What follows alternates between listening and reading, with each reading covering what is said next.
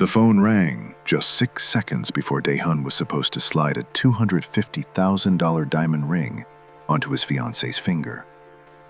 6 seconds.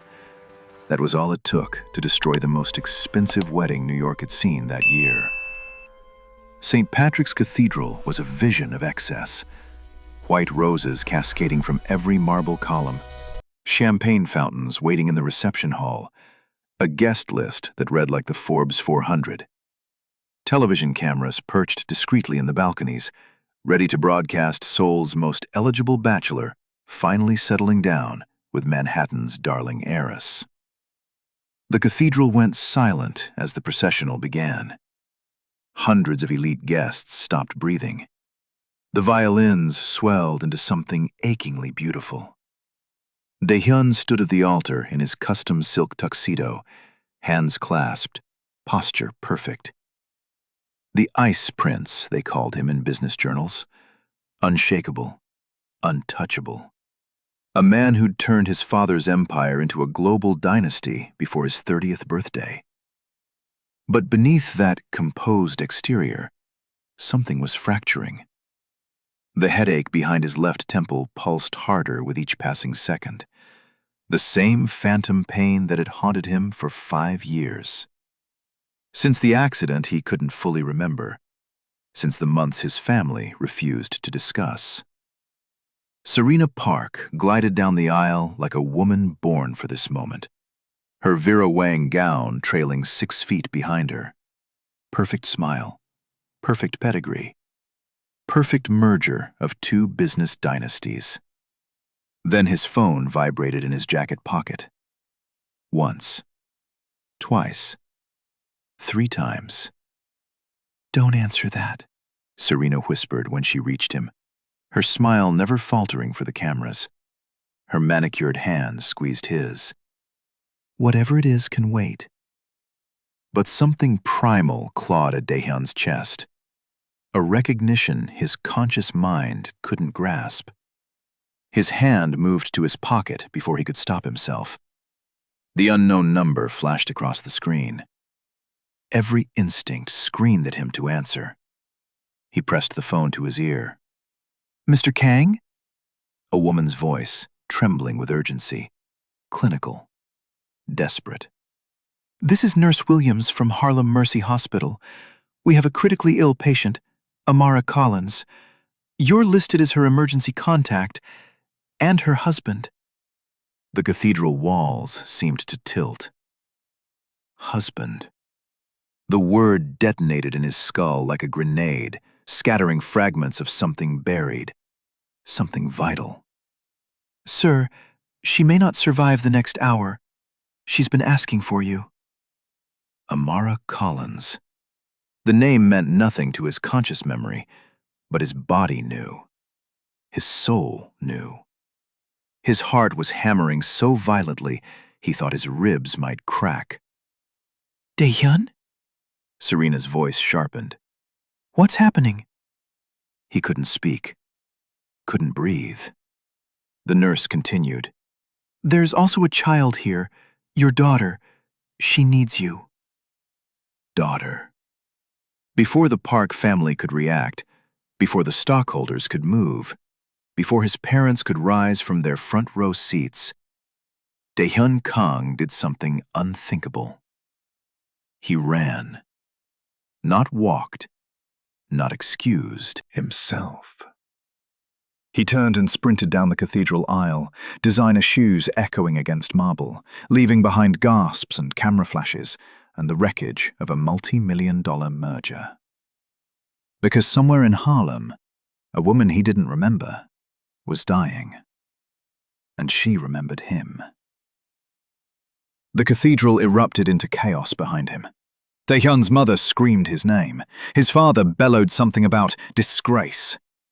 Serena stood frozen at the altar, bouquet trembling in her hands, her perfect composure finally cracking as 300 guests began talking at once. He didn't look back. Outside, Manhattan's afternoon sun hit him like a physical blow. His vision blurred at the edges, that damn headache splitting his skull now, memories trying to surface through 5 years of fog. A black town car idled at the curb, waiting to transport the newlyweds to their reception. Tae-hyun yanked open the door. "Harlem Mercy Hospital," he commanded the driver. "Now." "Sir, I'm assigned to. I'll pay you $10,000 to drive. 20 if we get there in 15 minutes. The driver's eyes widened. "Yes, sir." The car lurched into traffic. Tae-hyun's hands shook as he loosened his bow tie, his mind racing faster than the vehicle, weaving through gridlock. Amara Collins. He tried to force the memory, to pull anything from the blank space where 5 years of his life seemed to have vanished. The accident. He remembered the accident. Or did he? His father's voice. "You were in Seoul for 3 months recovering. Standard rehabilitation. Nothing to concern yourself with." His mother's carefully neutral expression whenever he asked about the gaps in his memory. "The doctors said some memory loss was normal. You're home now. That's what matters." But this phone call, felt like a door blowing open in a locked room. His phone rang again. His father. He declined the call. It rang immediately again. His mother. Declined. A text from Serena. What the hell is happening? Another from his father. "You will return to this cathedral immediately. We will discuss this privately." Another from his corporate attorney. "The Park family is threatening to pull out of the merger. Call me." Tae-hyun turned off his phone. The driver ran 2 red lights and barely missed a taxi, earning angry horn blasts. "Almost there, sir." Harlem Mercy Hospital rose ahead. A tired building that looked nothing like the gleaming medical centers of Manhattan's elite. Cracked sidewalks, graffiti on the walls, people smoking near the emergency entrance despite the no smoking signs. This was a different New York, a forgotten New York. A New York where, apparently, Tae-hyun had once had a life. The car screeched to a halt. Tae-hyun threw a stack of hundreds at the driver and bolted inside. The emergency room was chaos incarnate. Crying children, exhausted nurses rushing between curtained areas, the sharp smell of antiseptic barely masking something worse. A television in the waiting area was playing news coverage of his wedding. Aerial footage of St. Patrick's Cathedral, speculation about the Ice Prince's sudden disappearance. "I'm looking for Amara Collins," Tae-hyun said to the first nurse he found. She looked up from her clipboard, took in his tuxedo, his desperate expression. "You're the husband?" The word still felt impossible. "Yes." Her expression softened with something like pity. "4th floor. ICU. But, sir," she hesitated, "there's a little girl in the waiting area. She's been asking for her father." Tae-hyun's legs nearly gave out. He took the stairs, couldn't bear the slowness of elevators, and emerged on the 4th floor, chest heaving. The ICU was quieter but more intense. Machines beeped rhythmically. Doctors conferred in hushed tones. And there, in a plastic chair too big for her small frame, sat a little girl. She couldn't have been more than 6 years old. Brown skin that seemed to glow under the fluorescent lights. Natural curls pulled into uneven puffs, like someone had tried their best but didn't quite know how. She wore a purple sweater with a unicorn on it and light-up sneakers. But it was her eyes that stopped Tae-hyun's heart. They were his eyes. The exact same deep brown, the same slight upturn at the corners, the same intensity. She looked up when his shadow fell across her. "Daddy?" The word was barely a whisper, fragile as glass. Tae-hyun couldn't move, couldn't speak. His entire world had just been rewritten in a single syllable. The girl stood up slowly, uncertainty flickering across her small face. Mama said you'd come. She said if anything happened, you'd come find us." His voice cracked. "What's your name?" "Lena." She She twisted the hem of her sweater. Lena Collins. I'm 6 3/4. 6 3/4. Which meant she'd been conceived approximately 7 years ago. Which meant... Mr. Kang? A doctor approached, exhausted and grim. I'm Dr. Okafor. Your wife is stable for now, but I won't lie to you. It's critical. She has severe pneumonia, complicated by what appears to be long-term malnutrition and stress. Her immune system is compromised. The next 24 hours will determine everything. Can I see her? Yes, but she's not conscious. We have her sedated. Dr. Okafor glanced at Lena. The little one has been incredibly brave.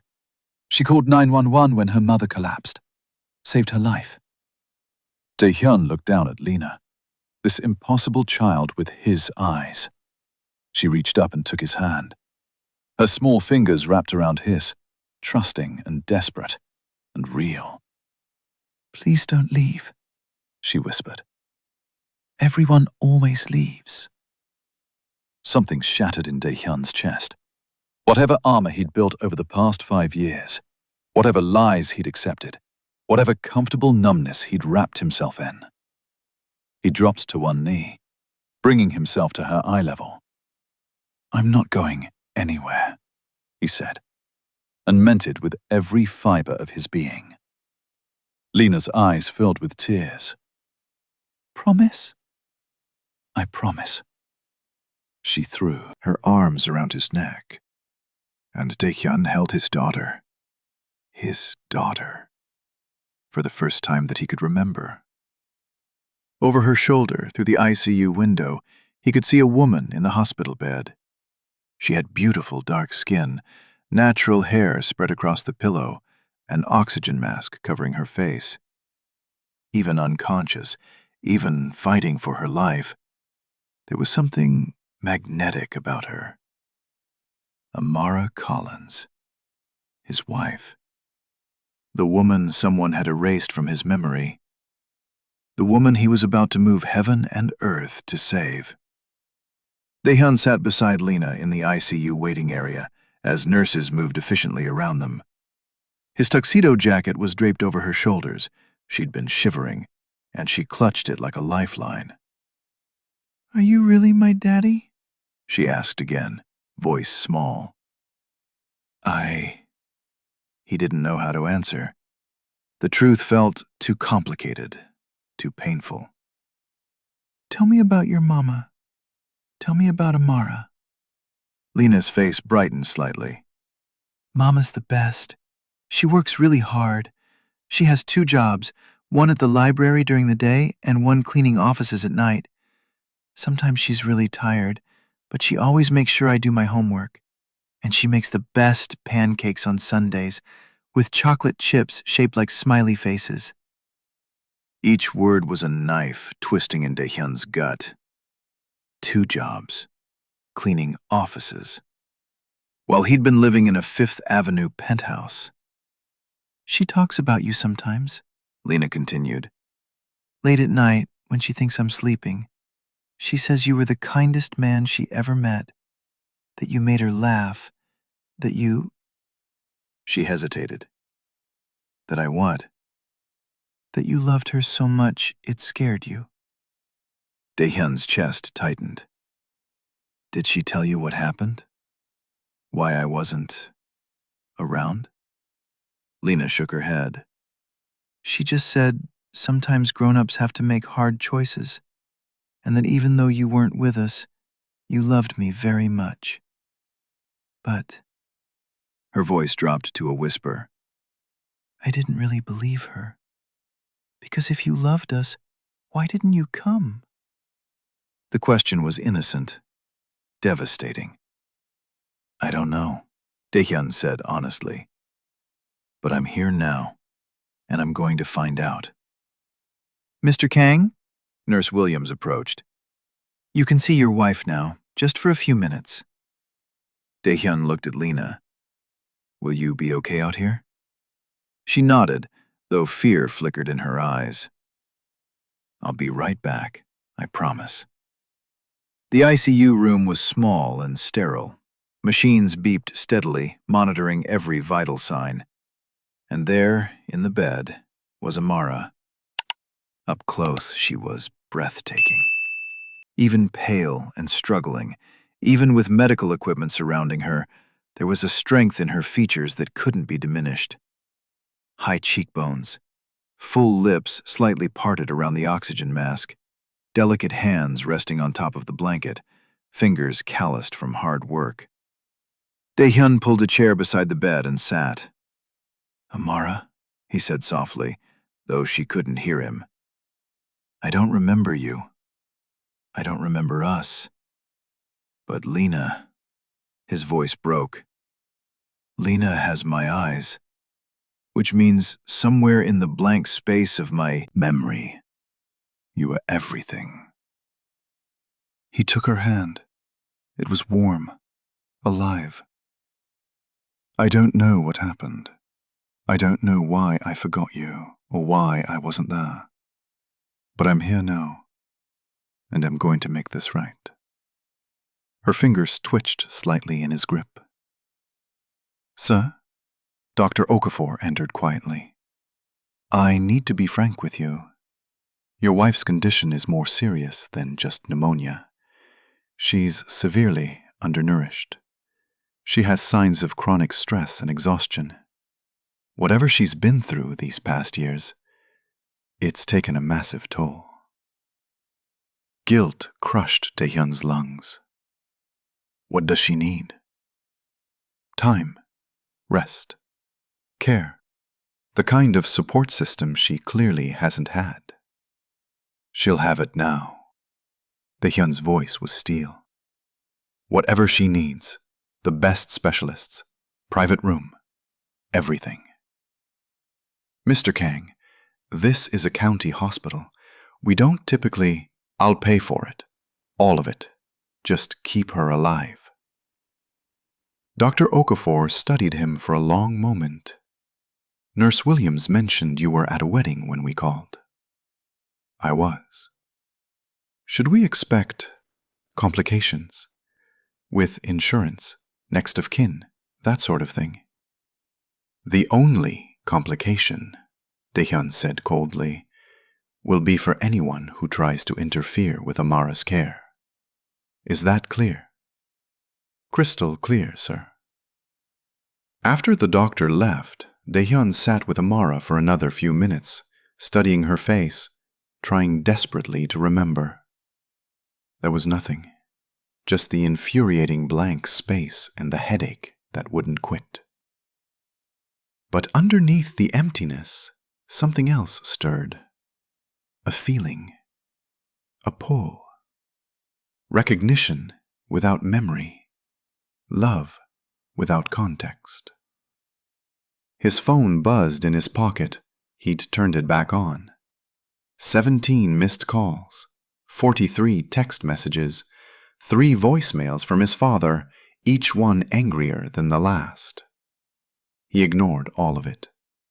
Instead, he took a photo of Amara's hand in his, not for social media, not for anyone else, just to remember this moment. The moment he chose truth over comfort. When he returned to the waiting area, Lena had fallen asleep in the chair, his jacket still wrapped around her. She looked so small, so vulnerable, so utterly his. Dae-hyun sat beside her, and for the first time in 5 years, let himself cry. Not the composed, controlled emotion he'd been taught was appropriate for a man of his position, but real, wrenching sobs that came from somewhere primal. For the life he'd lost, for the family he hadn't known, for the woman fighting for her life 20 feet away. "Sir?" A young nurse approached. "I have paperwork for you to sign. Insurance information, medical history, that sort of thing." "Of course." As she handed him the clipboard, something fell out, a manila envelope with "Patient Belongings" written across it.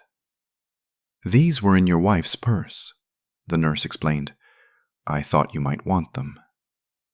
Inside were Amara's personal effects: a wallet with $23 in cash, a library card, a key to what was probably a cheap apartment, a small photo album. Daehyun opened it with shaking hands.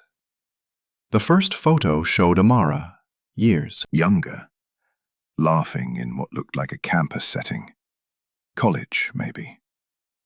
She wore jeans and a hoodie, her natural hair free and magnificent. The second photo made his heart stop. It showed Amara and a younger version of himself, one he barely recognized, sitting on a park bench. His arm was around her shoulders. Her head rested against his chest. They both looked impossibly happy. On the back, in Amara's handwriting, Central Park, May 2018. The day you told me you loved me. 5 years ago.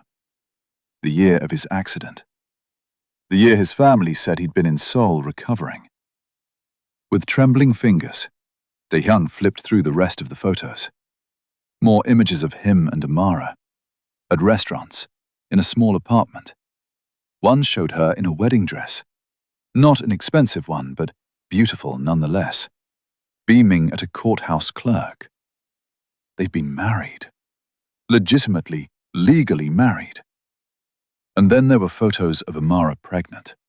Of him with his hand on her swollen belly, looking at her with such adoration, it made his current self ache with loss. The final photo was of Lena as a newborn, tiny and perfect, cradled in Amara's arms in what looked like this very hospital. On the back, Lena Marie Collins Kang, born April 3rd, 2018. You would have loved her so much. Would have. Past tense, as if he were dead. Daehyun's hands shook so violently he nearly dropped the album. This wasn't memory loss from an accident. This was erasure. Deliberate, calculated erasure. Someone had stolen his life from him. And he had a very good idea who. He looked down at Lena, sleeping peacefully, trusting him completely. Then at the ICU doors, where Amara fought for her life. Then at his phone, lighting up again with another call from his father. This time Daehyun answered. "Where the hell are you?" his father demanded. "The parks are threatening legal action. Serena is—" "I'm with my wife," Daehyun interrupted, his voice deadly calm. Silence. "And my daughter." More silence. "We're going to have a conversation, Father. A very long conversation. About what happened 5 years ago. About why I don't remember the woman I married. About why my daughter has been growing up without her father." "Daehyun, you don't understand." "I understand perfectly. You have 24 hours to come to Harlem Mercy Hospital. Alone. If you don't, I'll hold a press conference and tell them everything I've learned today. Every single thing." He hung up before his father could respond. Lena stirred beside him, her eyes fluttering open. "Daddy?" "I'm here, sweetheart." She smiled sleepily and snuggled against his side. And Daehyun Kang, the Ice Prince, the untouchable billionaire, the man who'd built an empire on ruthless logic, made a vow. Whatever it took, whoever he had to destroy, whatever price he had to pay, he would get his family back. Morning broke over Harlem, with the kind of harsh light that made everything painfully clear. Daehyun hadn't slept. He'd spent the night alternating between Amara's bedside and the waiting area with Lena, existing in a strange limbo between his old life and this new, impossible reality. Lena was asleep now, in a proper bed. The hospital had found her a room after Daehyun made it clear he wasn't leaving. A social worker had briefly questioned whether he should have custody. But one look at his eyes, the same as Lena's, had settled that discussion quickly. DNA tests were pending, but no one really doubted the results. At 6:47 a.m., as weak sunlight filtered through the ICU windows, Amara's eyes opened. Dae-hyun was there, had been sitting vigil for 3 hours, when her fingers moved against the blanket. "Nurse!" he called out immediately. Dr. Okafor rushed in, checking monitors, adjusting oxygen levels. Mrs. Collins, can you hear me? Amara's eyes focused slowly. She nodded weakly. You're at Harlem Mercy. You had severe pneumonia. You've been unconscious for nearly 18 hours. Do you remember what happened? Another nod. Her gaze swept the room and landed on Dae-hyun. Every emotion imaginable crossed her face in 3 seconds. Shock, hope, pain, anger, love, grief. You came, she whispered, voice raw. Of course I came. You remember?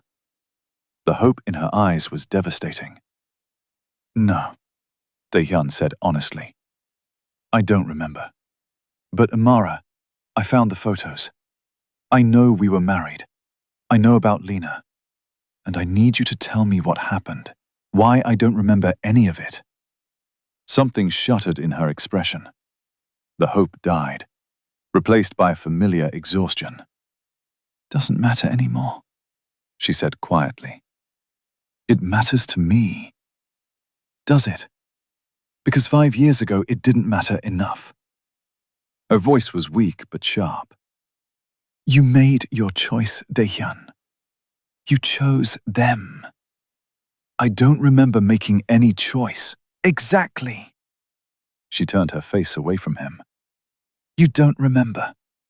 And maybe that's easier for you. But I remember everything. Before Dae-hyun could respond, the door burst open. Serena Park stood in the entrance, still wearing her wedding gown, now wrinkled, makeup smeared, flanked by 2 security guards. There you are, she hissed. Do you have any idea what you've done? The humiliation, the scandal. My family is... She stopped abruptly when she saw Amara in the bed. Who is this? Serena demanded. My wife, Dae-hyun said calmly. Your what? Serena, leave. I will not leave. I'm your fiancé. No. Dae-hyun stood, placing himself between Serena and Amara's bed. You were a business arrangement. This is my actual wife, legally married in 2017, which makes yesterday's ceremony invalid. Serena's face went through several shades of red. This is insane. You're having some kind of breakdown. My father will... Your father can sue me if he wants. I don't care. You don't care? Dae-hyun, we're talking about a $10 billion merger. I don't care. The words hung in the air like a judge's verdict. Serena stared at him, finally seeing something she'd perhaps always refused to acknowledge. He had never truly been hers. You'll regret this, she said coldly. My family doesn't forgive. Neither do I, Dae-hyun replied. And I'm just beginning to remember what I need to forgive. After Serena stormed out, Dae-hyun turned back to Amara. She was crying silently, tears streaming down her face. Hey, he said gently, returning to her bedside. Hey, it's okay. Why now? She whispered. Why do you care now? When I've spent 5 years surviving without you. When Lena has grown up asking where her father is. When I've worked myself to exhaustion just to keep us fed and housed. Because I didn't know. You didn't want to know. The anger gave her strength she shouldn't have had. Your parents came to me when I was 4 months pregnant. They offered me money to disappear. I refused. They threatened me. I still refused. And then, her voice broke. Then you came. You looked at me like I was a stranger. You had no memory of me, of us, of our wedding. And you told me to take the money and go, that it was better this way. Dae-hyun felt like he'd been punched. I said that? You said you had a life to get back to in Seoul, that our relationship had been a phase, that the accident had made you realize what really mattered, your family's legacy, your father's company. Amara, I would never, But you did. she was sobbing now. You did, and then you left. And I was alone and pregnant and terrified, and I had to figure out how to survive. So forgive me if I don't trust this sudden interest.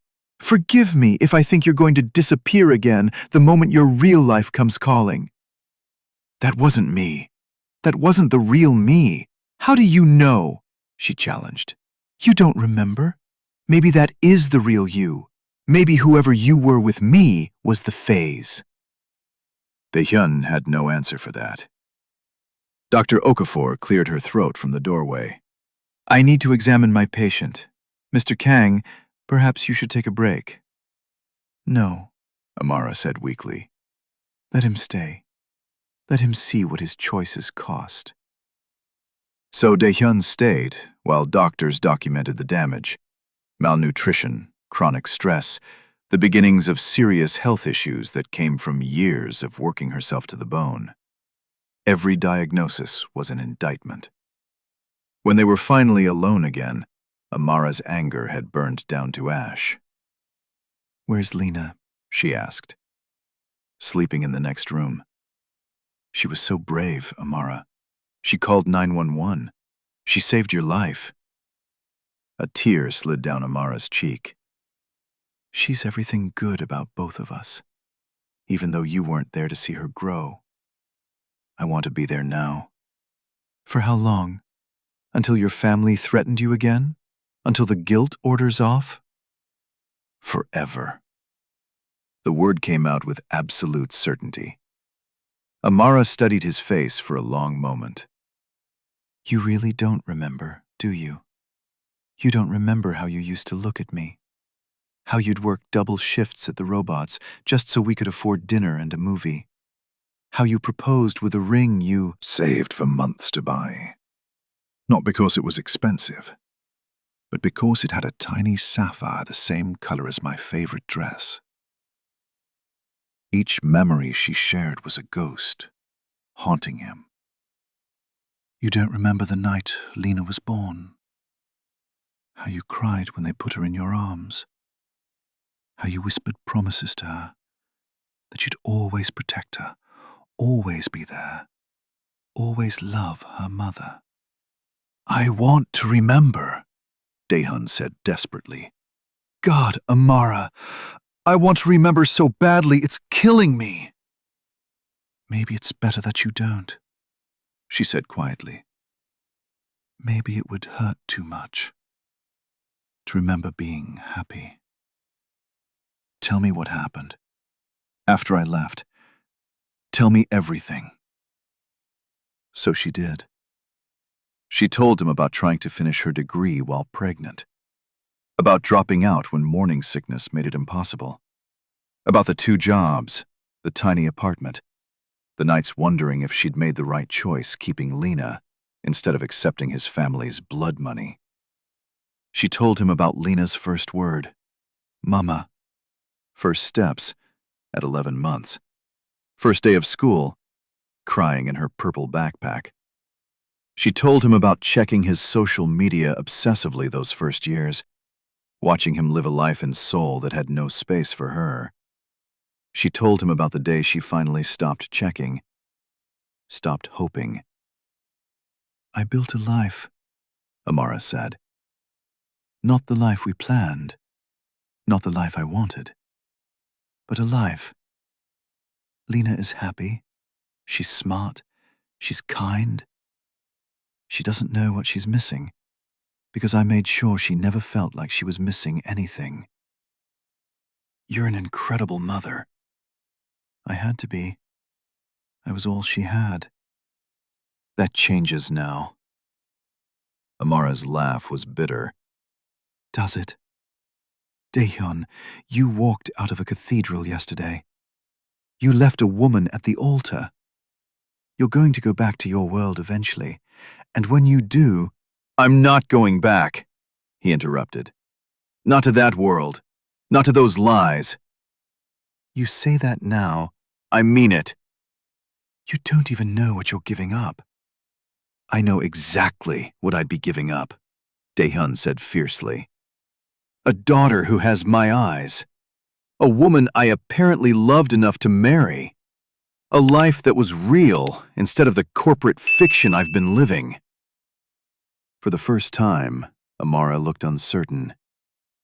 I'm going to fix this, Daehyun continued. I'm going to find out exactly what happened 5 years ago. I'm going to make sure you and Lena are protected, provided for, safe. And then, he took her hand carefully. Then I'm going to spend however long it takes proving to you that I'm not the man who walked away. Whether I remember our past or not. Why? The question was barely audible. Why would you do that? Because Lena deserves her father. Because you deserve better than what you've had. And because he met her eyes. Because even though I don't remember loving you, Amara, I think I'm starting to fall for you all over again. Before she could respond, the door opened again. This time it was Daehyun's parents. His father, impeccably dressed despite the early hour, looked Furious. His mother's face was carefully neutral, the expression she always wore when hiding something. Son, his father began, we need to talk. Yes, Daehyun agreed coldly. We do. About why my wife, my legal wife, has been struggling in poverty while you planned my wedding to someone else. About why I have a 6-year-old daughter I've never met. About what really happened 5 years ago. His parents exchanged a look. Perhaps, His mother said carefully. we should discuss this privately. Daehyun stood, positioning himself protectively by Amara's bed. No. Whatever you have to say, you can say it in front of Amara. She's earned the truth. This is highly inappropriate. What's inappropriate? Daehyun's voice was ice. Is erasing someone's entire life. So start talking. Now. The hospital room felt suffocating, with 5 people crowded into it. Daehyun standing guard beside Amara's bed, his parents near the door, and Dr. Okafor hovering uncertainly, clearly wanting to kick everyone out, but recognizing this was beyond medical jurisdiction. You had an accident, his father began stiffly. I know that part. What I want to know is what happened to my memory. What happens to my marriage? His mother's carefully composed mask cracked slightly. Daehyun, you have to understand. We did what we thought was best. Best for whom? The words cut through the room like a blade. His father stepped forward. You were building something with that girl. He gestured dismissively at Amara, not even using her name. Something that would have destroyed everything we'd built. Kang Global Holdings was at a critical juncture. The merger with Park Industries was essential. Your distraction was jeopardizing billions of dollars and hundreds of jobs. Distraction? Amara's voice was weak, but sharp. We were married. A courthouse wedding while he was rebelling against his responsibilities? His mother interjected.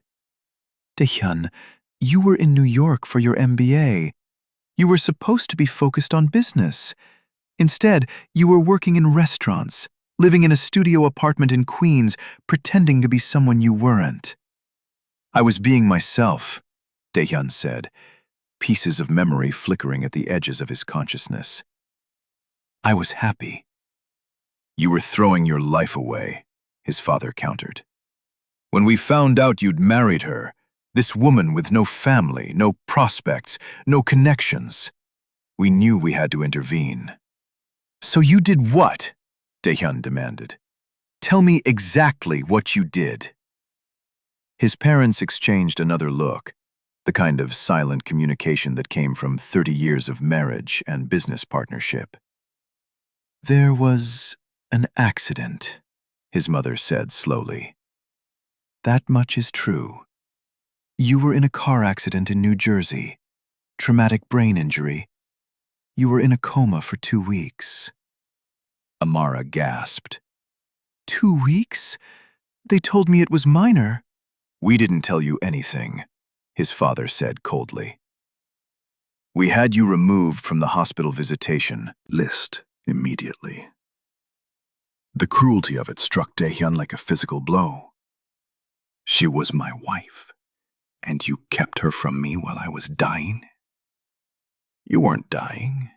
You were in critical but stable condition, and we made a business decision. A business decision. Yes. His father's voice held no remorse. When you woke up, you had significant memory loss. The doctors said it might be temporary, might be permanent. We saw an opportunity. An opportunity, Dae-hyun repeated, his voice dangerous. We brought in specialists, his mother continued. The best neurologists money could buy. They worked with us to reinforce certain neural pathways while allowing others to fade.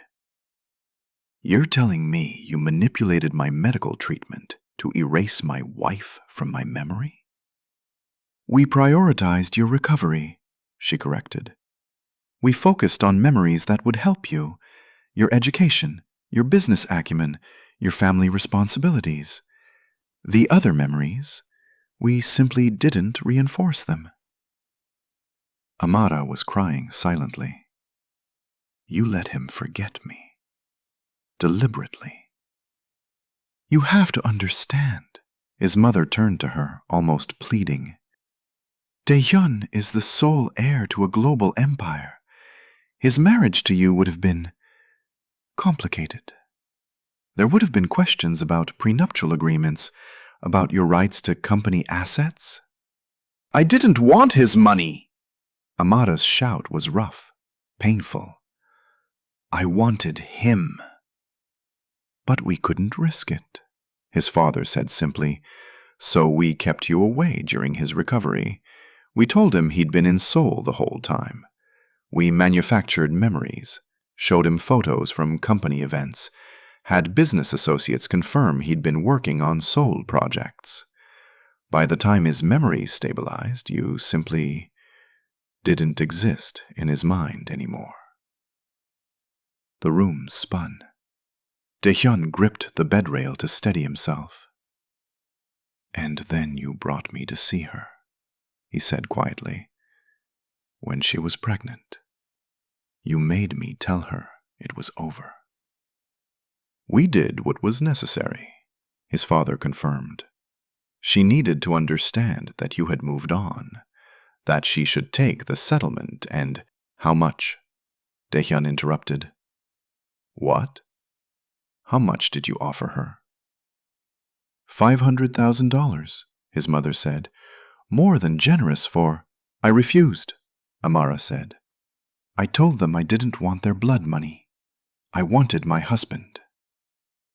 And we told you that your husband didn't want you anymore, his father finished, because at that point, he didn't. The man you married was gone. We made sure of that. The casual admission of such calculated cruelty made Dae-hyun's vision blur red. You stole my life, he said. You stole 5 years from me. You stole my daughter's first steps, her first words, every milestone. You stole. We saved the company, his father interrupted. We preserved your future. The park merger is worth $11 billion. Your daughter, he glanced at Amara's bed, is worth nothing to the shareholders. The words hung in the air like poison. Get out, Daehyun said quietly. We Need to discuss next steps. The Park family is threatening. Get out! The shout came from somewhere primal. Get out before I have security remove you. Before I do something I can't take back. His mother reached for him. Daehyun, please understand. I understand perfectly. I understand that you're monsters, both of you, and I will never forgive you for what you've done. You're being emotional. I'm being human, something you've apparently forgotten how to be. Dr. Okafor stepped forward. I'm going to have to ask everyone except the patient's immediate family to leave. This is an ICU, not a boardroom. We're his family. No, Daehyun said coldly. Amara is my family. Lena is my family. You are strangers who happen to share my DNA. His father's face went purple. If you walk away from this company, from your responsibilities, then I work away. I'll announce my resignation this outcomes. You can't be serious. Try me. His mother tried a different approach. Think about what you're doing. Think about your daughter. Don't you want to provide for her? The company that required you to destroy my Morris? Daehyun laughed bitterly. I'll provide for Lena just fine. I have my own investments, my own accounts. I don't need Kang Global Holdings. The board will never accept this. I don't care what the board accepts. I'm done being a puppet for your ambitions. A commotion outside the door entering them. A small voice. Daddy? Lena stood in the doorway in borrowed hospital pajamas, rubbing sleep from her eyes. Daehyun's entire demeanor changed instantly. Hey, sweetheart, come here. She ran-tubed her up emissions. His parents stared at her, their granddaughter, seeing her for the first time. His mother, every becoming composure, finally cracked. She has your eyes, she whispered. Yes, Daehyun said. She does. This is Lena. Your doubts. The tact you chose to erase. Logos listed between them, sensing the tension. Are these people bad? Out of the mouths of babes. They made some of your biggest choices, Daehyun said carefully. But right now, they were just leaving. His father about his mouth to embark, then seeped blood at it. This isn't over. Yes, Daehyun replied. It is. After they left, silence filled the room like a held breath. Lena whittled down from Daehyun's arms and climbed carefully onto Amara's bed, curling against her mother's side. Mama, you're awake! I'm awake, baby. Amara kissed her daughter's forehead, her grass over Daehyun's okay. Caddy was your all, Lena reported. He didn't leave. He promised. I heard. The look cars of Daehyun pain and our food and fizziver, those tounder. Worth cups now? She asked. Now, Daehyun said, pulling up a chair, I fix every broke, starting with us. Over the next 3 days, the words outside Harlem Mercury adoption, the media went insane. Ice Prince abandons wedding for secret family. Kang Air's hidden life exposed. Billionaire's double life uncovered. Daehyun ignored it all. His lawyers were handling the Park family's threats. His accountants were separating his personal assets from company holdings. His father's calls went straight to voicemail. He spent every possible moment in Amara's hospital room or with Lena. Amara improved slowly. The pneumonia was responding to antibiotics. Color returned to her face. Strength returned to her voice. But the emotional walls she'd built remained firmly in place. You don't have to stay, she told him on the third evening. I know you have things to handle. I'm exactly where I need to be. Dae-hyun, She sighed. this guilt you're feeling, it's understandable. But guilt isn't a foundation for anything real. This isn't guilt. Then what is it? He thought about how to answer. It's recognition. Like my soul knows you, even though my memory doesn't. Does that sound insane? A little, She admitted. but I felt the same way when I first saw you. Like I'd been waiting my whole life, without knowing for what.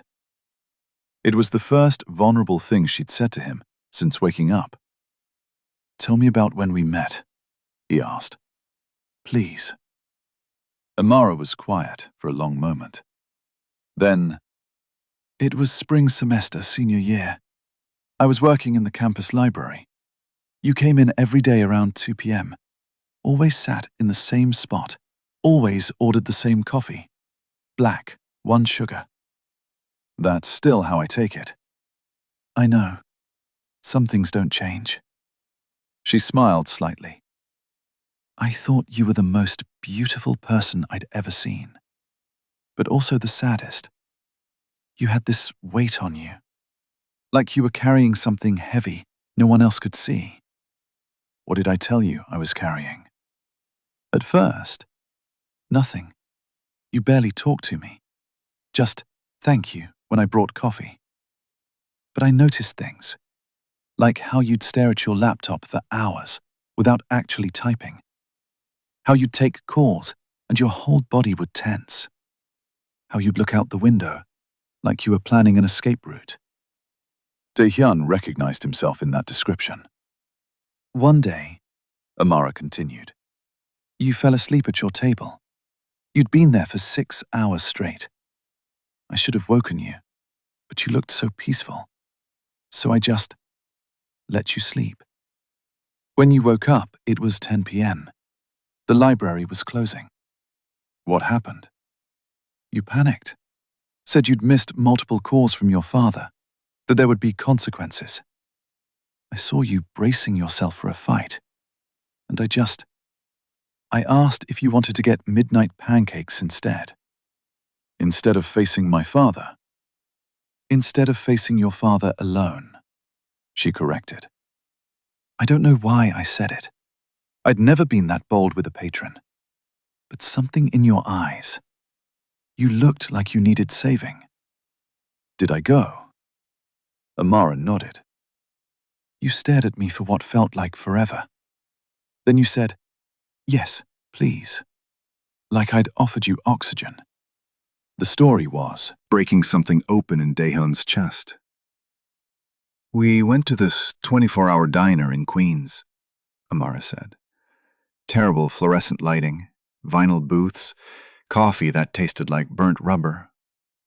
You ordered a stack of pancakes and proceeded to tell me your entire life story. What did I say? That you were supposed to be someone important. That your whole life had been planned before you were born. Schools, career, eventual marriage to someone appropriate. That you'd come to New York for business school, hoping to find something real. Something that was yours. Instead, you just felt more trapped. And you? I told you about growing up in foster care, never knowing my parents, being moved between homes, how I'd worked 3 jobs to put myself through college, how I was studying library science because I wanted to create spaces where people felt safe. She paused. I told you that sometimes feeling trapped and feeling lost were the same thing. You understood me. We understood each other, Amara corrected. 2 people who didn't fit into the boxes other people built for them. When did you know you loved me? The question made her eyes glisten. 3 weeks later. We'd been seeing each other, not officially dating, just existing in the same space whenever possible. You showed up at my apartment at midnight, in the rain. You'd had a fight with your father about refusing some business opportunity. You were soaked, furious, crying. And you said, her voice broke. You said, I need to be somewhere where I'm just myself, where I'm not an heir or a disappointment or an investment. Can I just be Daehyun with you? A tear escaped Daehyun's eye. I wrapped you in a blanket, Amara continued, made you terrible instant ramen, let you ugly cry on my second-hand couch, and when you fell asleep with your head in my lap, I knew I loved you. Because you trusted me with your broken pieces. How long before I said it? 2 days. You showed up with flowers from a bodega and that ridiculously earnest expression you got when you were nervous. And you said, she laughed through tears, you said, I know this is fast and probably ill-advised, and definitely not what either of us planned. But I love you. I love how you see people. I love how you make the world feel manageable. I love that you never need me to be anyone except exactly who I am. What did you say? I said I loved you too. And then I kissed you. And everything else kind of became inevitable. They sat in comfortable silence for a moment, Daehyun processing this version of himself, vulnerable, real, unburdened by the weight he'd carried since. I want that back, he said quietly. Not the memory, I don't know if that's possible, but the feeling, the trust, the realness. Daehyun, we can't just, I know we can't pick up where we left off. 5 years happened. You've lived an entire life I wasn't part of. You've become someone stronger, more independent, more amazing than the woman I apparently fell in love with. But Amara, he leaned forward. I'd like the chance to fall in love with you again. This version of you, if you'll let me. Why? The question was raw. Why would you want this? You could have anyone. You could rebuild your life however you want. Why choose the complicated option? Because the complicated option has your eyes, your laugh, your strength. Because when I look at Lena, I see both of us, the best of both of us. Because guilt. Because I'm not complete without you. The words erupted from him. I've spent 5 years feeling like something essential was missing. Like I was performing my life instead of living it. And the moment I saw you in that hospital bed, the moment Lena took my hand, something clicked into place. Amara was crying openly now. You broke me once, she whispered. Even if it wasn't really you. Even if you were manipulated. You looked at me. At our life together, at our baby growing inside me, and you walked away. Do you know what that did to me? I can imagine. You can't imagine, she said fiercely. You can't imagine what it's like to have the person you love most become a stranger overnight. To watch them look through you like you're invisible. To beg them to remember and see nothing in their eyes. Amara, I was destroyed. Destroyed! I spent months thinking I'd done something wrong, that maybe I'd imagined our connection, that maybe I was crazy. And then Lena was born, and I had to be strong for her. I had to survive for her. I built a life from ash and determination and pure, stubborn will. I know. And now you show up after 5 years. 5 years! And you want me to just What? Forgive? Forget? Try again? No, Dae-hyun said. I want you to give me a chance to earn your trust. One day at a time. No pressure. No expectations. Just let me prove I'm not the person who walked away. Before Amara could respond, the door burst open. Lena ran in, followed by a nurse apologizing for not stopping her. Mama, Daddy, I drew a picture. She held up a crayon drawing of 3 stick figures holding hands. It's us. We're a family. The innocence of it shattered both adults. Amara looked at her daughter, this beautiful, hopeful child who'd never had her father's presence, and something in her expression shifted. Lena, baby, she said gently. Come here. Lena climbed onto the bed, settling between her parents. You know how we talked about how families are different? Amara asked. Yeah, some have 2 mummies, some have grandmas, some have… Right. And ours is going to be different too. Daddy and I, we're still figuring things out. But we're a family, right? Lena's voice was suddenly uncertain. Dae-hyun took her hand. Yes, we're a family. Always. No matter what.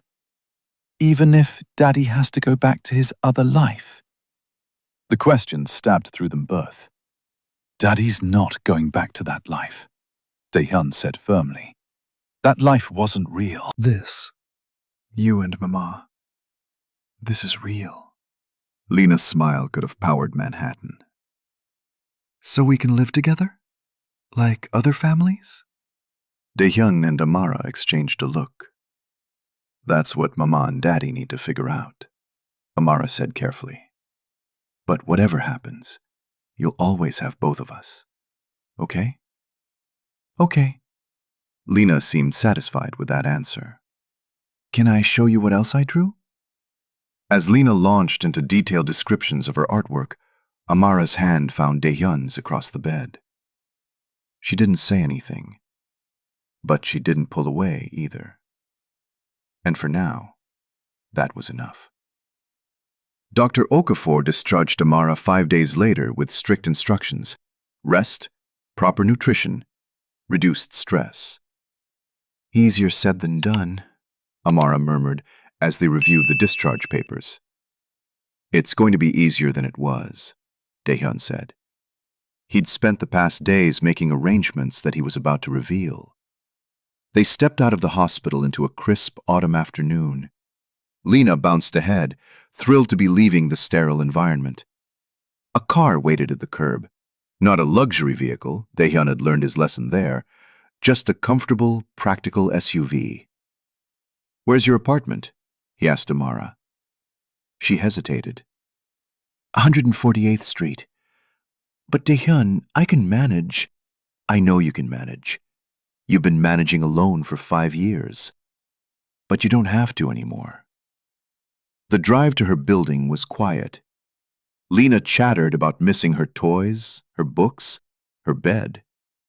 Amara stared out the window, tension evident in every line of her body. When they pulled up to the building, Dae-hyun understood her hesitation. The structure was crumbling. Graffiti covered the lower walls. 2 windows were boarded up. The entrance door hung slightly crooked on its hinges. This was where his wife and daughter had been living, while he'd resided in a Fifth Avenue penthouse. It's not much, Amara said quietly, defensively. But it's safe. The landlord is mostly responsive. The neighbors look out for Lena. Don't, Dae-hyun said. Don't apologize. You did what you had to do. I'm the one who should be. Don't you apologize either, Amara interrupted. We're both carrying enough guilt. They climbed 3 flights of stairs, the elevator was broken, and Amara unlocked 3 separate deadbolts on her door. Inside, the apartment was tiny, maybe 400 square feet total. A kitchenette in one corner, a bathroom barely big enough to turn around in, and a main room that served as living room, dining room, and bedroom. But it was immaculate, and every inch was filled with love. Children's artwork covered the walls, Lena's drawings, school projects, certificates of achievement. Books were stacked neatly on second-hand shelves, library books mostly, but some worn paperbacks. A small TV sat on an overturned crate. In one corner was Lena's room, really just a twin bed with a curtain rigged around it for privacy. Her covers were mismatched but clean. Stuffed animals lined the pillow. In the opposite corner was Amara's sleeping area. A futon that looked like it had seen better days. A small nightstand with a lamp and a photo frame. Dahyun picked up the frame. It was the picture of him and Amara in Central Park. The day he'd told her he loved her. "You kept it," he said. For Lena, Amara said quickly. so she'd know her father's face. So she'd know you existed, even if you weren't there. But Dahyun noticed the frame was positioned, so Amara would see it every morning when she woke. Mama, I'm hungry, Lena announced. Let me see what we have. Amara opened the small refrigerator. Some eggs, milk nearing its expiration date, a few vegetables. "Actually," Dahyun said, "I was hoping you'd let me take you both to lunch, and then..." He took a breath. "I'd like to show you something." "Dahyun, please, just trust me for a few hours." Amara looked like she wanted to argue, but Lena's hopeful expression apparently won out. Fine, but nowhere fancy. Lena doesn't have fancy clothes. Lena is perfect exactly as she is. They went to a family-style restaurant in the neighborhood, the kind with paper placemats for coloring and burgers that came with smiley face fries. Lena was delighted. Amara slowly relaxed. So, "What do you want to be when you grow up?" Dahyun asked Lena. a veterinarian. I want to help sick animals. Or maybe a teacher. Or a superhero. She considered seriously. Can you be all three? "You can be anything you want."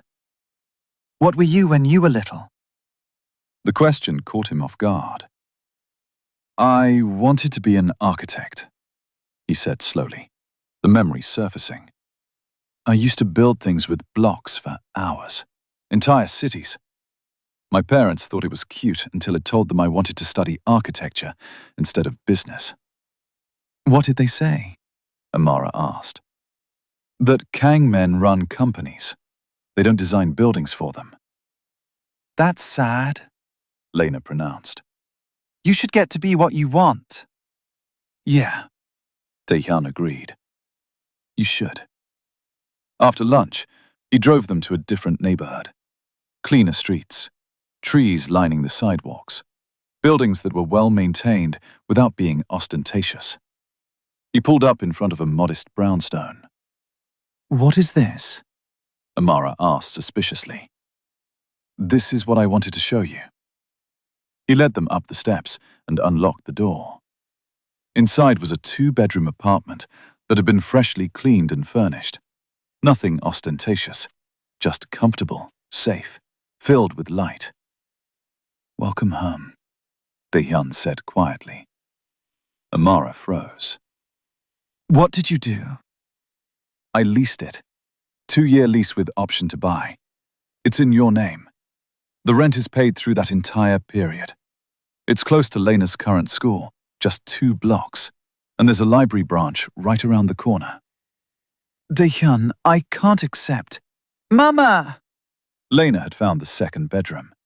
There's a bed with a princess canopy, and a bookshelf, and... A squeal of delight echoed through the apartment. "There's more," Dahyun said. "The kitchen is stocked. I had a friend who works in social services advise me on what a family needs. There's also He pulled out an envelope. this. It's a trust fund for Lena. managed by a third-party trustee, not me or my family. It'll cover her education, medical expenses, anything she needs. The income from it will also supplement your household expenses. I don't want your money. It's not my money. It's Lena's. She's my daughter. She deserves security. Dae-hyun. And this, He pulled out another envelope. a job offer. From the New York Public Library System. Full-time position in archives. It's your field. The salary is fair, not inflated, I made sure of that. You'd earn it on your own merit. But it includes health insurance, dental, retirement benefits. Amara was crying. I don't want you to feel trapped by this, Dae-hyun continued. You can refuse all of it. You can tell me to leave and never come back. But Amara, you've spent 5 years barely surviving. You deserve better. Lena deserves better. And if you won't accept it for yourself, accept it for her. This is too much, Amara whispered. It's not enough. It'll never be enough to make up for what was taken from you. But it's a start. Lena ran back in. Mama, can we live here? Please. There's even a bathroom with a bathtub. A real bathtub. The fact that a bathtub was a luxury broke Dae-hyun's heart all over again. Amara looked around the apartment, at her daughter's hopeful face, at Dae-hyun's earnest expression.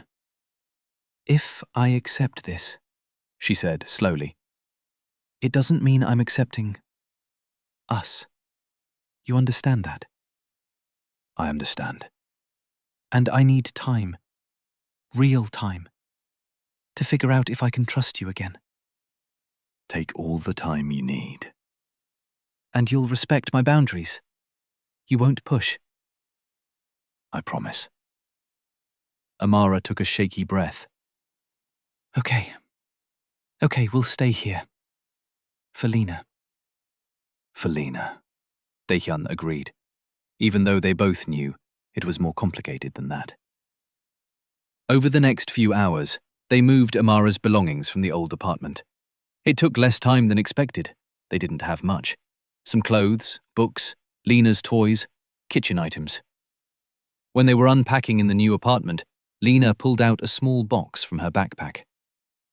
What's that, sweetheart? Dae-hyun asked. My treasure box. Wanna see? Inside were the precious items of a 6-year-old's life. Pretty rocks, a bird feather, some stickers, a few photos, and a small velvet box. Dae-hyun's heart stopped. Lena opened it to reveal a simple ring, gold band with a small sapphire. Mama said this was her special ring, Lena explained. She said Daddy gave it to her on an important day. Dae-hyun looked at Amara. Your engagement ring? She nodded, unable to speak. Why didn't you sell it? He asked. When things got hard. Because, Amara said softly, it was the only proof I had that our love had been real, that I hadn't imagined everything. Dae-hyun crossed the room and took her hand. It was real. Maybe I can't remember, but I know it in my bones. What we had, what we have, is real. How can you know that? Because I've spent 5 years feeling incomplete. And standing here, in this moment, with you and Lena, I feel whole for the first time since the accident. Amara squeezed his hand, but didn't pull him closer. One day at a time, she reminded him. One day at a time, he agreed. That night, after Lena was asleep in her princess bed, Dae-hyun prepared to leave. Amara walked him to the door. Thank you, she said, for this, for everything. It's what you deserve. They stood in the doorway, close, but not touching. Dae-hyun. Amara's voice was quiet. Do you really not remember anything? I remember feelings more than facts. When I'm with you, I feel recognized, safe, home. But concrete memories? No. Maybe that's better. Why? Because then you're choosing me, this version of me, not the memory of who I was. She kissed his cheek softly. Good night, Dae-hyun. Good night, Amara. As he walked to his car, Dae-hyun's phone buzzed. His corporate attorney. The board has scheduled an emergency meeting. Your father is moving to have you removed as heir. Tomorrow morning, 9 a.m. Dae-hyun looked back at the brownstone, where his wife and daughter were finally safe and cared for. Then he typed his response. Let him try. The Kang Global Holdings headquarters occupied the top 15 floors of a skyscraper in Midtown Manhattan. Dae-hyun had walked these halls 1,000 times, always feeling like he was wearing a costume, playing a role. Today, walking into the building at 8:45 a.m., he felt like himself for the first time. The boardroom on the 52nd floor was already full when he arrived. 20 board members sat around the massive table, corporate veterans, major shareholders, representatives from subsidiary companies. His father sat at the head of the table, expression unreadable. You're late, his father said. I'm early. The meeting starts at 9. When your position is being challenged, son, you should arrive earlier than everyone else. When your position is being challenged unfairly, Dae-hyun corrected, you arrive exactly on time and let your work speak for itself. A few board members shifted uncomfortably. Dae-hyun took his seat. His attorney, Marcus Liu, sat beside him, tablet at the ready. Shall we begin? His father said coldly. This emergency session has been called to address serious concerns about the continued viability of Kang Dae-hyun as heir and future CEO of this company. Concerns? Dae-hyun interjected. Or personal grievances? Your behavior last week raises questions about your judgment, stability, and commitment to this company's future. You mean abandoning a fake wedding to be with my actual family? His father's jaw tightened. You walked out on a strategic merger that would have secured this company's future for the next generation. A strategic merger based on lies, Dae-hyun countered. I was already married. That wedding was fraudulent from the start. A marriage you Don't even remember. Because you had my memory erased. The words echoed through the boardroom. Shocked murmurs rippled through the board members. That's a serious allegation, one board member said. One I can prove. Marcus passed out documents. Medical records from 2019 showing Dae-hyun's hospitalization and subsequent treatment, including records of experimental neural therapy designed to suppress specific memories. More murmurs, louder now. This is privileged medical information, his father began. Which I authorized for release, Dae-hyun cut him off. The board deserves to know the truth. After my accident, my parents arranged for specific memory suppression to erase my marriage. They did this to facilitate the Park merger.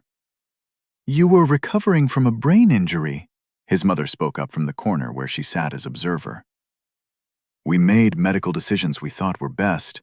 You made business decisions disguised as medical ones, Dae-hyun corrected. And in doing so, you left my wife penniless and pregnant, and my daughter without a father for 6 years. He passed around photos, the images from Amara's album. Him and Amara on their wedding day. Him with his hand on her pregnant belly. Lena as a newborn. "This is the life you erased," Daehyun said quietly. "Not for my benefit. For yours." The boardroom was silent. "Touching story," his father finally said. "But irrelevant to the question of whether you're fit to lead this company. You walked out on a major business commitment, a commitment based on fraud.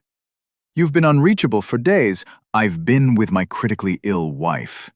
You've threatened to resign. I've reconsidered my priorities," Daehyun said. "But I haven't resigned, and I'm not going to." "Then what exactly are your intentions?" another board member asked. Daehyun stood. "My intentions are to lead this company into a future where we don't sacrifice people's lives for profit margins. Where we make ethical decisions, not just profitable ones. Where family actually means something." "Idealistic nonsense," his father scoffed. "Is it? Let me show you something else." Marcus distributed more documents. "These are the quarterly reports from the divisions I've personally managed for the past 3 years. Revenue up 34% across the board. Employee satisfaction at an all-time high. Innovation pipeline full. All achieved without compromising a single employee's well-being or personal life." "One strong quarter doesn't—" "3 years of strong quarters," Daehyun corrected. "While you and the old guard have been so focused on mergers and stock prices, I've been actually building sustainable growth. The Park merger? It would have been a disaster. I had our analysts run the numbers." More documents were distributed. "Park Industries is over-leveraged," Daehyun continued. "Their semiconductor division is hemorrhaging money. Their apartment portfolio is worthless, most of it stolen or acquired through questionable means. The only reason they wanted this merger was to offload their debts onto us. You were so desperate for the appearance of growth that you didn't do proper due diligence." His father's face was turning red.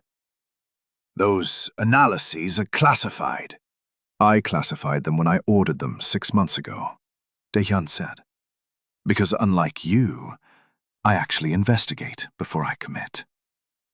A board member Daehyun had always suspected of being an ally spoke up. "These numbers tell a very different story than what we've been presented." "Because you've been presented with a fiction," Daehyun said. "Just like I was presented with a fiction about my own life. My father has been running this company based on appearances rather than substance. It ends now." "You can't seriously think you can challenge me." "I don't think. I know." Daehyun played his final card. "Marcus, if you would." His attorney pulled up a new document on the screen. "This is a forensic accounting report compiled over the past 6 months. It details various financial irregularities in accounts controlled by CEO Kang Jin-ho." The boardroom erupted. "You had me investigated?" his father roared. "I had the company's finances investigated," Daehyun corrected. "And found that you've been funneling company money into private accounts, paying bribes to secure contracts, and falsifying reports to inflate stock prices." "This is outrageous!" "It's documented. The SEC has already been provided copies. So has the Manhattan District Attorney's Office." His father went pale. You reported me?" "I reported financial crimes. Who committed them is incidental." "I'm your father!" "You're a criminal who happens to be my father," Daehyun said coldly. "And you don't deserve to lead this company." The board members were talking among themselves now, heated discussions breaking out. The lead independent director called for order. "This is highly irregular. We need time to review these allegations." "Take all the time you need," Daehyun said. "But know this. If this board chooses to support a man who manipulated his own son's memories, abandoned his grandchild, and committed financial crimes over someone who's actually grown this company ethically, then I will resign. And I'll take every division I built with me, starting with our Seoul operations, which are legally structured as a separate entity that I control. It's a calculated risk, but Dae-hyun had spent the past 5 days not just with Amara and Lena. He'd been planning with Marcus, reviewing documents, building an unassailable case. "You'd destroy the company?" his father asked. "No. I'd save the parts worth saving from the parts that are corrupt.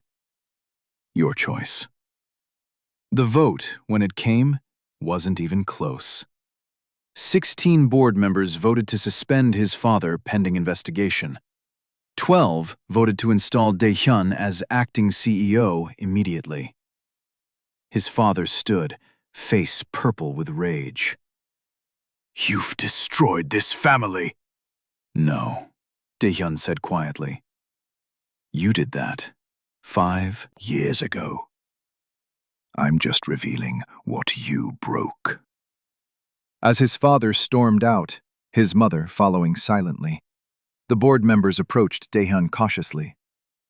"This is a lot to process," the lead director said. "I know. Take your time. Review everything. But understand, I'm rebuilding this company on truth. No more lies, no more corruption, no more sacrificing people for profit." "What about the park merger?" "Dead. I'll handle the legal fallout. But we're not shackling ourselves to a sinking ship."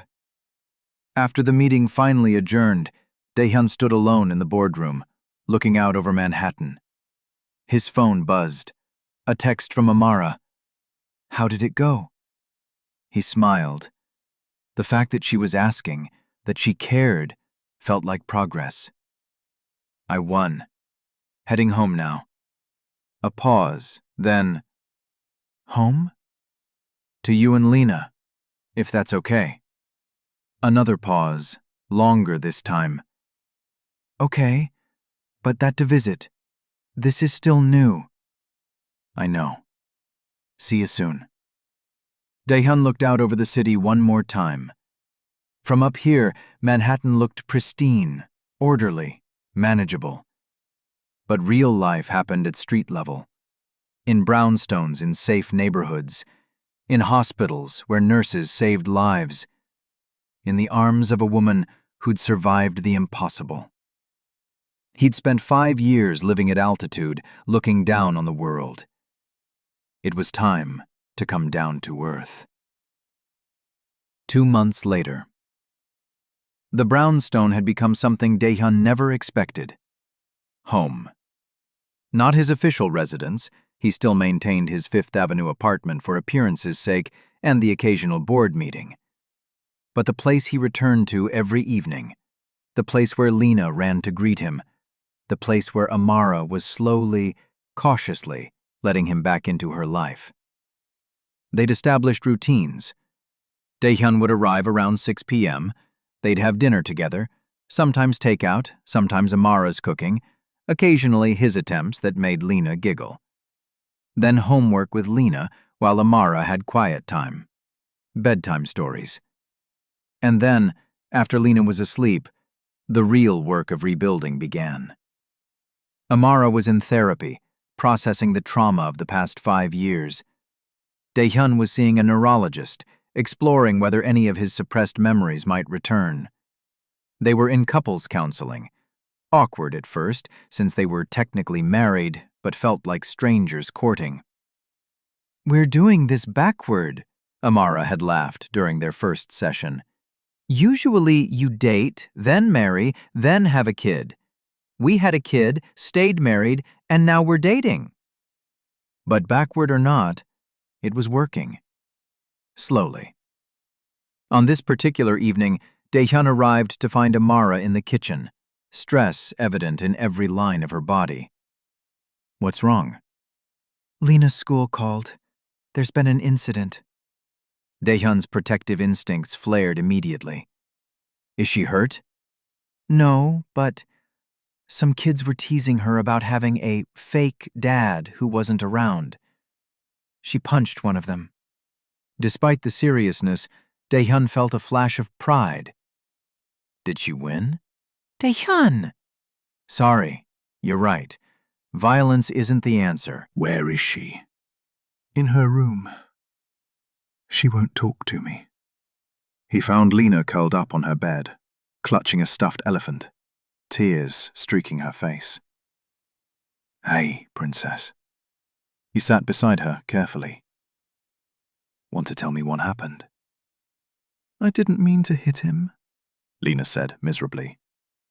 But Jason said you weren't my real dad. He said my real dad didn't want me, and you're just pretending because Mama made you. Each word was a knife. And what did you say? I said you are my real dad. That you came for us. That you... Her voice broke. But he laughed. And I got so mad. And then my fist just... went. I understand being mad. Someone said something hurtful about our family. But Lena, look at me. She lifted her tear-stained face. Hitting people isn't okay. Even when they're wrong. Even when they hurt your feelings. You know what makes us better than people like Jason? What? We don't let their words make us act like them. We prove them wrong by being who we really are. But what if he's right? Lena whispered. What if you get tired of us? What if you remember you have a better life somewhere else? The fear in her eyes shattered him. Lena Marie Collins Can, he said seriously.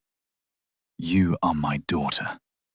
You have my eyes, my stubborn streak, apparently my temper. You are the best thing I've ever been part of creating. And I'm not going anywhere. Promise. I promise. In fact, he pulled out his phone. I want to show you something. He pulled up a document his lawyer had filed that morning. I don't know all those words, Lena said, squinting at the legal language. It says I'm officially, legally, provably your father. It says no one can ever question that again. It says you're mine and I'm yours. Forever. Forever. Lena threw her arms around him, and Dae-hyun held his daughter tight, marveling at how something so small could contain so much love. You still have to apologize to Jason, he said when she pulled back. But he started it. Doesn't matter. We take responsibility for our actions. That's what strong people do. Okay, Lena sighed dramatically. But can you come to school with me? So everyone knows you're real? Absolutely. In fact, how about I volunteer for the school trip next month? I hear you're going to the Natural History Museum. Lena's eyes went wide. Really? You'd come on a field trip? Of course. Why wouldn't I? Because... She hesitated. Because rich dads don't do stuff like that. At least that's what Jason's sister said. Well, Jason's sister is wrong about a lot of things, Dae-hyun said firmly. Rich, poor, whatever. Dads show up for their kids. End of story. After tucking Lena in, with promises that yes, he'd be at the school trip, and yes, he'd teach her better ways to handle mean kids, Dae-hyun returned to the living room. Amara was sitting on the couch, 2 glasses of wine poured. How is she? Better. We talked. She's going to apologize tomorrow. Thank you. Amara handed him a glass. You're good with her. I'm learning. She's patient with me. They sat in comfortable silence for a moment. The school called me too, Amara said. They were surprised when I said you'd handle it. They've never seen you at school functions. I'll be at all of them from now on. Dae-hyun, you don't have to. I want to, he interrupted gently. I've missed 6 years. I'm not missing anything else. Amara studied him over the rim of her wine glass. You mean that, don't you? This isn't a phase. This isn't guilt. You're really all in. I'm really all in. Why? The question was vulnerable. You could have anyone. You could rebuild your life any way you want. Why choose us? Dae-hyun set down his wine glass and shifted to face her fully. Because when I'm with you, I'm not performing. I'm not the heir or the CEO or the ice prince. I'm just Dae-hyun. The guy who apparently loved you enough to risk everything. And I may not remember that version of myself, but I recognize him.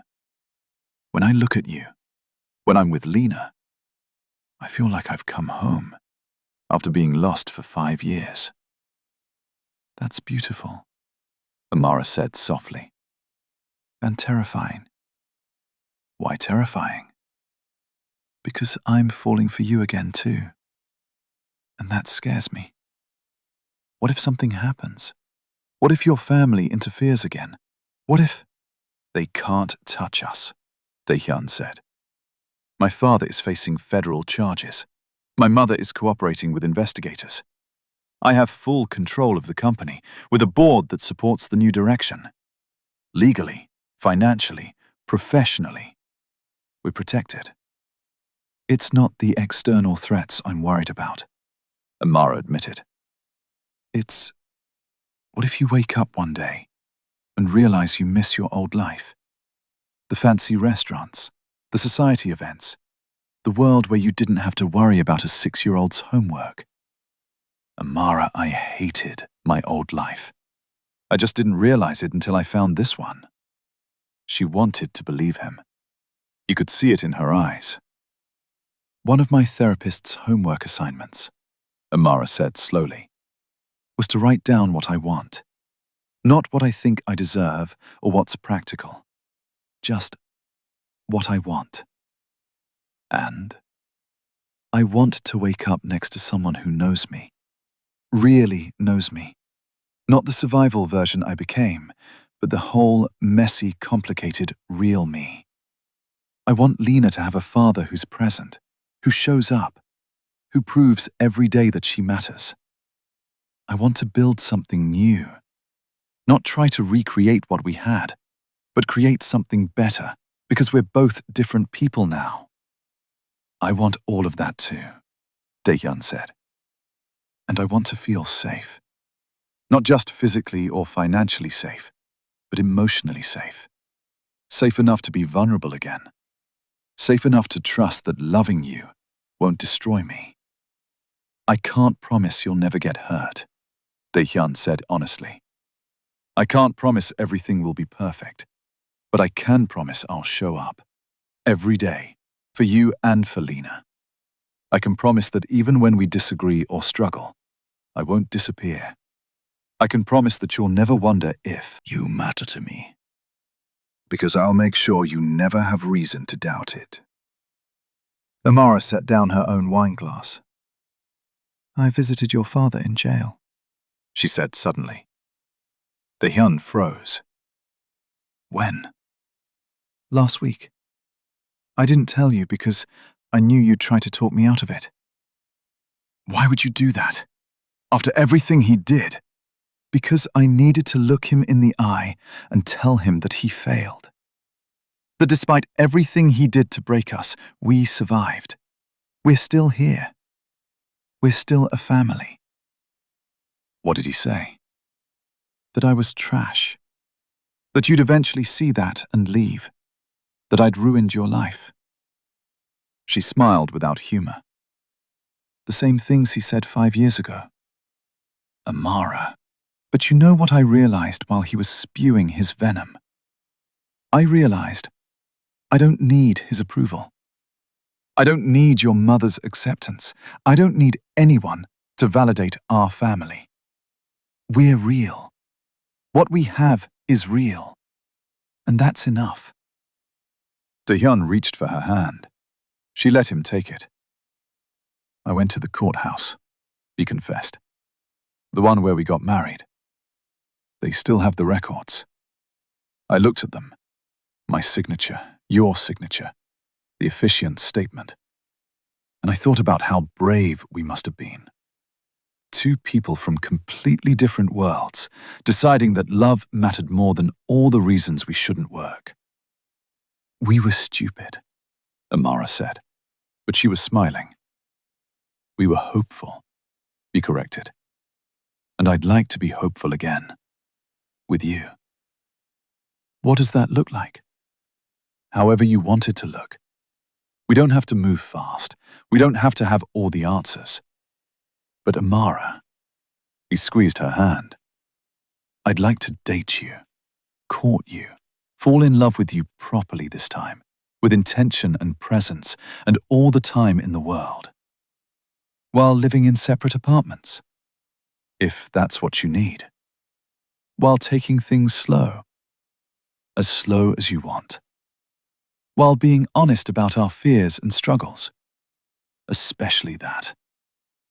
Amara was quiet for a long moment, studying their intertwined hands. Okay, she finally said. Okay. Let's try. Let's see if we can build something real. Not because of memory or obligation or guilt, but because we're choosing each other. Dae-hyun felt something unlock in his chest, a tension he'd been carrying since the hospital, since the wedding, maybe even since the accident 5 years ago. Can I kiss you? He asked. Amara's smile was tentative but genuine. Yes. It was nothing like their first kiss, the one he couldn't remember. It was better, because this kiss was a choice, a beginning rather than a continuation, a promise of something they'd build together from scratch. When they pulled apart, Amara was crying. These are happy tears, she said quickly. I didn't think I'd feel this way again. Safe, hopeful, like maybe everything I went through was leading to this. It was, Dae-hyun said with absolute certainty. Because you're stronger now. We both are. We're not the naive kids who eloped anymore. We're people who've survived and fought and refused to give up. And that's a better foundation than passion alone ever was. They sat together on the couch, Amara leaning against his shoulder, talking about everything and nothing until well past midnight. About Lena's upcoming school play, about Amara's growing confidence at her new job, about Dae-hyun's plans to restructure the company's charitable division, about silly things, favorite movies, childhood memories, dreams for the future. And for the first time in 5 years, Dae-hyun Kang felt complete. Not because he'd recovered his memory, but because he'd found something better than memory. He'd found home. New York. With the kind of hope only April can bring. Cherry blossoms lined the brownstone street, and Lena had taken to collecting fallen petals for fairy houses she built in the small backyard. Life had settled into something Dae-hyun had never experienced before. Normalcy. Beautiful, peaceful, glorious normalcy. He'd restructured Kang Global Holdings, promoting from within, establishing ethics committees, and redirecting resources towards sustainable innovation, rather than aggressive acquisition. Stock prices had dipped initially, but stabilized and then climbed as the market recognized genuine growth. The Park family had sued for breach of contract. Dae-hyun's lawyers had countered with evidence of fraud. The case was settled quietly, with Park Industries agreeing to drop all claims in exchange for Kang Global not pursuing criminal charges. His father was serving 5 years for embezzlement and fraud. His mother had divorced him and moved to California, seeking treatment for what her therapists called enabling behavior. Serena Park had married a tech CEO in Silicon Valley. Her wedding pictures looked exactly like the one Dae-hyun had abandoned. Perfect, polished, and utterly soulless. Meanwhile, Dae-hyun's life had become wonderfully imperfect. He'd learned that Lena hated broccoli, but loved Brussels sprouts if you roasted them with honey. But Amara sang off-key in the shower, but had perfect pitch for bullshit. But family dinners were chaotic and messy, and the best part of his day. He'd attended every school function, every parent-teacher conference, every doctor's appointment. He'd learned to braid hair, badly, build blanket forts, expertly, and negotiate bedtime, a work in progress. And he and Amara, they were dating. Actually dating. Like teenagers who had all the time in the world. Coffee dates where they talked for hours. Museum trips where they held hands. Evening walks after Lena went to sleep. Slow kisses that promised everything and rushed nothing. It was perfect. And terrifying. And so worth it. On this particular Saturday morning, Dae-hyun had plans. Where are we going? Lena asked, as they walked through Central Park. It's a surprise. I love surprises. Me too, sweetheart. They arrived at a familiar bench, the one from the photograph, the one where he'd first told Amara he loved her, all those years ago. Amara stopped when she realized where they were. Dae-hyun, I wanted to bring you here, to this place where we apparently began. Because I want to begin again. Properly this time. From his pocket, he pulled out a small velvet box. Not the original. Amara still kept that, a touchstone from their first life together. This was new, simple, perfect. Amara Collins, he said. Not kneeling. This wasn't a proposal. Not really. We're already married. We have a daughter. We've been through hell and somehow made it back to each other.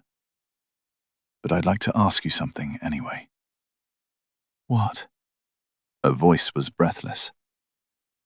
Will you stay married to me? Not because of paperwork or obligation or our daughter, but because you choose me every day, the way I choose you. Are you re-proposing to your own wife? She asked, laughing through tears. I'm proposing to the woman I'm falling in love with, who happens to be my wife. That's ridiculous. I know. And sentimental. I know. And exactly what I needed to hear. She took the box and opened it. Inside was a ring identical to the original. Gold band, small sapphire, but new, unscarred by the years of struggle. My answer, Amara said, is yes. Yes, I choose you. Yes, I choose us. Yes to building this strange, complicated, beautiful life together. Dae-hyun slipped the ring onto her finger. Not the engagement hand. Her original ring still lived there. This went on her right hand, a promise of new beginnings. Can I kiss Mama now? Lena asked loudly, making them both laugh. Yes, Amara said. Daddy can kiss Mama. So he did, while their daughter cheered and park-goers smiled at the happy family. When they pulled apart, Lena tugged on Dae-hyun's sleeve. Daddy, can I tell you something? Always. I used to wish for you. Every night before bed. I'd close my eyes and wish for my daddy to find us. And Mama said wishes don't always come true, but to keep hoping anyway. Your Mama's smart. She is. But she was wrong about one thing. What's that? Wishes do come true. Mine did. You came. Dae-hyun scooped her up, emotions overwhelming him. I'm so glad I did, Princess.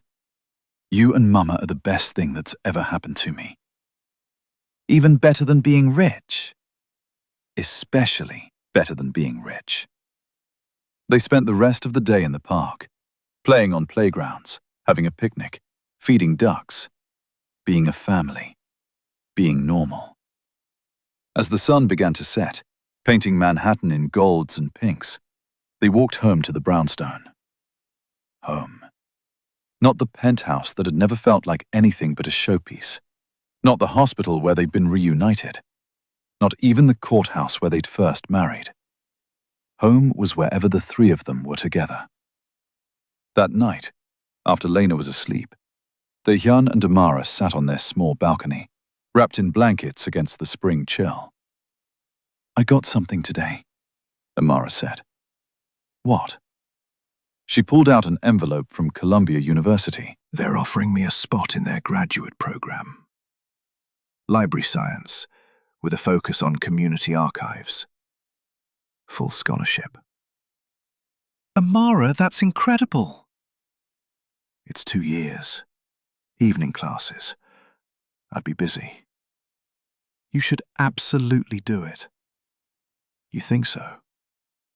You've sacrificed enough for everyone else. Time to do something for yourself. She leaned against him. I also got a call from your lawyer. About? Your father. He wants to meet Lena. Supervised visit, all the conditions we want, but he wants to see his granddaughter before his sentence is up. Dae-hyun tensed. What do you want to do? I don't know. Part of me says no, absolutely not, after everything he did. But part of me thinks... She paused. Part of me thinks forgiveness isn't about him. It's about us. About not letting his poison continue to hurt us. Whatever you decide, I support you. Even if I decide to let him meet Lena? Even then. As long as Lena is safe and protected, I trust your judgment. Amara was quiet for a moment. You know what the therapist told me last week? She said I've been living in survival mode for so long that I've forgotten how to live in possibility mode. What does that mean? It means I've been so focused on protecting myself and Lena from the next disaster that I haven't let myself imagine what life could be if things actually work out, if we're actually safe, if this is actually real. It is real, Dae-hyun said firmly. I know. I'm starting to believe it. And that's terrifying and wonderful all at once. What do you imagine when you let yourself think in possibilities? Amara smiled. I imagine Lena graduating high school, with both of us in the audience. I imagine Sunday mornings with no agenda except being together. I imagine... She paused. I imagine maybe having another baby. Someday. Not soon, but eventually. The admission surprised and delighted him. You'd want that. Maybe. If we keep building what we're building. If we keep proving to each other that this is sustainable. Would you? I'd love nothing more, Dae-hyun said honestly. But only when you're ready. Zero pressure. They sat together, watching the city lights twinkle in the distance. Tell me something, Amara said. Do you still have the headaches? The ones you said you had before you found us? Dae-hyun realized with a start that he hadn't had one in months. No.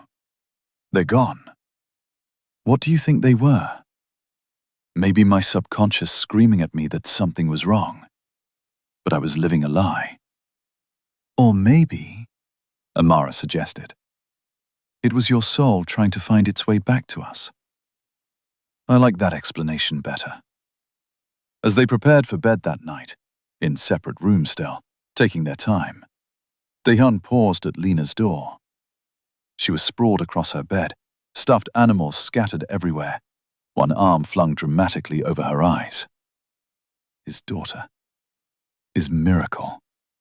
In the 6 months since he'd met her, she'd transformed his entire world, taught him what mattered, shown him what Unconditional love looked like. Thank you, he whispered, though she couldn't hear. For what? Amara had come up behind him. For keeping her safe. For being strong enough for both of us. For not giving up. Thank you for coming back, Amara replied. Even though you didn't remember. Even though it would have been easier to walk away. You came back. I'll always come back. That's the promise I'm making. Not just to you or Lena, but to myself. I'll always choose this. Choose us. Choose real over convenient. Choose love over legacy. That's quite a promise. I'm quite sure about it. Amara kissed him softly. Good night, Dahyun. Good night, Amara. As he lay in bed that night, in the brownstone's small guest room that had become his unofficial space when he stayed over, Dahyun thought about the past 6 months, the past 5 years, the life he'd lost and the life he'd found. He didn't regret the missing memories anymore, because trying to remember was looking backward, and everything that mattered was ahead of him. A daughter who was growing up confident and loved, a wife who was becoming his partner in every sense of the word, a life built on truth instead of lies, a future full of possibility. Outside his window, Manhattan hummed with its endless energy. Somewhere in this city, someone else might be making the biggest mistake of their life, or the best decision, or discovering something they'd forgotten existed. Life was funny that way. You could lose everything and find out you'd been given a gift in the loss. You could forget who you were and discover someone better in the rediscovery. You could run from a cathedral and run straight into your destiny. As Dahyun drifted off to sleep, his last thought was simple and true. He'd been a billionaire before, but now? Now he was rich, in all the ways that actually mattered. Epilogue. 1 year later. The photographer arranged them on the courthouse steps, the same courthouse where they'd married 7 years ago. "Okay, one more," she called. "Big smiles!" Dahyun, Amara, and Lena beamed at the camera. Behind them, a small group of friends and chosen family. Marcus, the lawyer, Dr. Okafor, Nurse Williams, some of Amara's library colleagues, a few board members who'd become genuine friends, and Lena's teacher who'd been so supportive. Today they'd renewed their vows, not in a cathedral with hundreds of guests they didn't know, but here, at the place where it began, with people who actually mattered. Amara wore a simple dress, cream-colored, elegant, without being ostentatious. Lena wore purple because, in her words, princesses can wear whatever they want. Dahyun wore a suit off the rack because expensive tailoring mattered less than being comfortable enough to swing his daughter around. "I now repronounce you husband and wife," the judge had said, smiling. Again. The small group had erupted in cheers. Now, as they walked to a nearby restaurant for the reception dinner, Lena skipped Ahead, flower petals from her basket trailing behind her. "So this is it," Amara said. "our fresh start. Official and everything." "Our second first beginning," Dahyun agreed. "Think we'll get it right this time?" "I think we're already getting it right." She squeezed his hand. "I love you, Dahyun Kang." "I love you, Amara Collins Kang." Mama, Daddy, come on, I'm starving. They laughed and quickened their pace, catching up to their daughter. Behind them, the courthouse stood solid and sure, witness to countless beginnings, endings, and everything in between. But ahead of them? Ahead was dinner with people they loved. And after that, home. And after that, whatever came next. Together. Always together.